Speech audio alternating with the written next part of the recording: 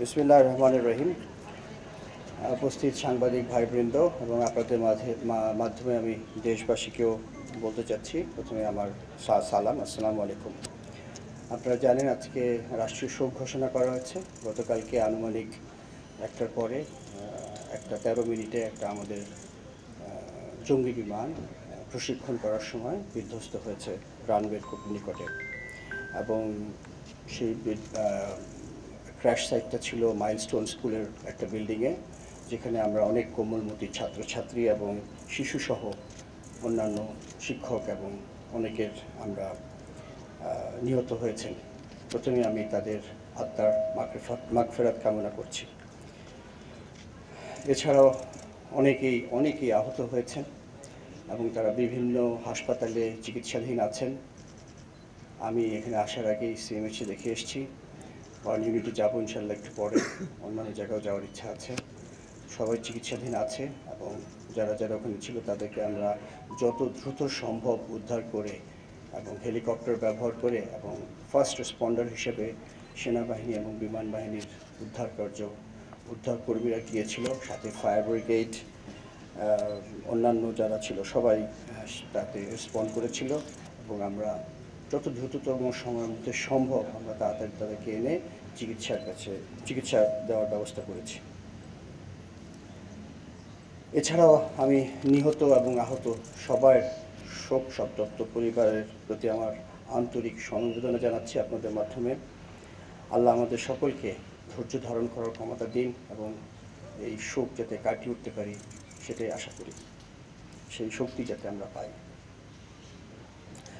Pilot আপনারা জানেন, অনেক মিডিয়াতে অলরেডি এসছে, আপনারা দেখেছেন যে পাইলট যখন বিমানটা তার নিয়ন্ত্রণের বাইরে চলে যাচ্ছিল, সে তার সর্বোপরি চেষ্টা করেছে বিমানটাকে একটি খালি জায়গায়, বিশেষ করে ওই মাঠটাই পেয়েছিল যেখানে সে নামানোর চেষ্টা করেছিল, কিন্তু তারপরে তার শেষ চেষ্টা সফল হয়নি বলবো, কারণ বিমানটা আছড়ে পড়েছিল ওই বিল্ডিংয়ের উপরে। কিন্তু সে সেই নিয়ন্ত্রণ রাখার জন্যে বা বিমানটাকে দিক নির্দেশনা যাওয়ার জন্য যে মূল্যবান সময় দিয়েছে, তার জন্য তার যে ইজেকশন বলি আমরা, বিমান থেকে বের হওয়ার যে পদ্ধতি আমাদের, সেটা বিলম্বিত হয়ে যায় এবং তার ফলে সে তার নিজের জীবন উৎসর্গ করেছে বা সে আজকে আমাদের মাঝে নাই। এই জন্যে আমি একটু আগে আমরা তার ফিউনারাল প্যারেড বা জানাজা করলাম। আমি তার আত্মার মাগফিরাত কামনা করছি আবার, এবং তার শোক সন্তপ্ত পরিবারের প্রতি আমার গভীর সমবেদনা জানাচ্ছি। আপনারা অলরেডি দেখেছেন গতকালকে থেকেই দেশের এই বিপদের সময় আমাদের মাননীয় প্রধান উপদেষ্টা, অন্যান্য উপদেষ্টাবৃন্দ, বিভিন্ন রাজনৈতিক দলের নেতৃবৃন্দ, আইন শৃঙ্খলা বাহিনী, চিকিৎসকবৃন্দ, ফায়ার সার্ভিস, স্বেচ্ছাসেবী, বিভিন্ন সেবা প্রদানকারী সংস্থা, সাধারণ ছাত্র, শিক্ষক ও সাধারণ জনগণ কাঁধে কাঁধ মিলিয়ে পরিস্থিতি মোকাবেলা করেছে। এই ধরনের যখন আমরা ঐক্যবদ্ধভাবে কাজ করি, তখনই আমরা বুঝতে পারি যে আমাদের যে কোনো ধরনের বিপদে আসলে আমরা কতটা ঐক্যবদ্ধ হতে পারি, এবং সুন্দরভাবে কালকে আমরা সবাই মিলে কাজ করেছি এবং উদ্ধার করতে সক্ষম হয়েছি। অবশ্যই সেনাবাহিনী এবং বিমান বাহিনী প্রথম দিকে গিয়েছিল এবং তারা তাদের বিশেষ উদ্ধারকারী যেসব যন্ত্রপাতি আছে, বিমান বাহিনীর হেলিকপ্টারের মাধ্যমে তারা ফার্স্ট রেসপন্ডার হিসেবে সমস্ত আহতদেরকে এবং নিহতদেরকেও নিয়ে এসেছিল ওখান থেকে। আমি আপনাদেরকে জানাতে চাই যে সরকার বা আমাদের মাননীয় প্রধান উপদেষ্টা প্রথমেই বলেছেন যে এদের যারা আহত হয়েছে তাদের সুচিকিৎসার বন্দোবস্ত করতে হবে, এবং সে ব্যাপারে তাদের কাছ থেকে আমরা সম্পূর্ণ আশ্বাস পাচ্ছি। ইনশাআল্লাহ সমস্ত ধরনের চিকিৎসার ব্যবস্থা তাদের করা হবে। সরকারের পাশাপাশি বিমান বাহিনীও সবসময় হতাহতের পাশে থাকবে এবং থাকছে। আহতদের সুচিকিৎসা নিশ্চিত করতে যা করণীয় আমরা সব কিছু করব। ইতিমধ্যেই গতকালকে আমরা একটি উচ্চ পর্যায়ের তদন্ত টিম গঠন করে দিয়েছি। তারা অতি শীঘ্রই এই তদন্ত করে বের করবে যে কী ঘটনা ঘটেছিল, এবং তার ভিত্তিতে আমরা ভবিষ্যতে যদি কোনো কিছু ভুল ত্রুটি থাকে তার অবশ্যই ব্যবস্থা নেব। আপনাদের মাধ্যমে আমি দেশবাসীকে একটা বিশেষ অনুরোধ করতে চাই, সেটা খুব জরুরি আমার জন্য আপনাদের মাধ্যমে বলা। সেটা হচ্ছে, দয়া করে আপনারা দেশের এই বিপদের সময় সোশ্যাল মিডিয়ার বিভিন্ন গুজব, মিস ইনফরমেশনে কান দিবেন না। একটি শক্তিশালী বিমান বাহিনী দেশের স্বাধীনতা ও সার্বভৌমত্বর জন্য অপরিহার্য। দয়া করে গুজব ছড়িয়ে দেশের সার্বভৌমত্বের এই স্তম্ভকে দুর্বল করে দেবেন না।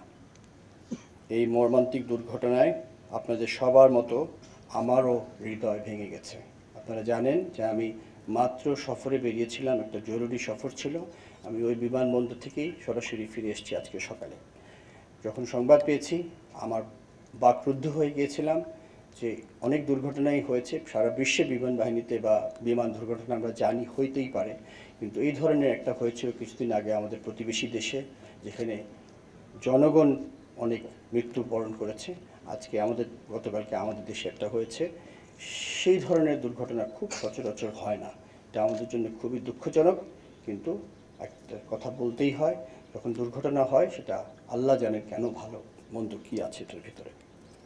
তবে যে অপূরণীয় ক্ষতি হয়ে গিয়েছে সেটা রিকভার করাই হবে আমাদের মূল কাজ, বা যদিও জানি এটা কোনোভাবেই পারিবারিকভাবে আমরা সম্ভব করতে পারবো না, বাট আমি যেটা বলেছি বারবার যে আমরা তাদের পাশে থাকবো। আমরা সম্মিলিতভাবে অনেকেরই কষ্ট কিছুটা হলেও লাঘব করতে সক্ষম হব ইনশাআল্লাহ। আহতের সুচিকিৎসা এটাই এখন আমার মনে হয় সবচেয়ে জরুরি। যারা আমাদের মাঝে এখনও অসুস্থ হয়ে আছেন বা আহত হয়ে আছেন, তাদেরকে আমরা সর্বাত্মক চিকিৎসা প্রদান করব এবং তারা যাতে সম্পূর্ণভাবে সুস্থ হয় সেটাই আমাদের মূল লক্ষ্য। এই বিষয়ে আমি আপনাদের সকলেরও বা যারা আছেন সবার সহযোগিতা কামনা করছি। আরেকটা কথা আমি বলতে চাই আপনাদের মাধ্যমে to the international media that the same thing which you have heard, the incident has taken place and we are doing our inquiry. It was a very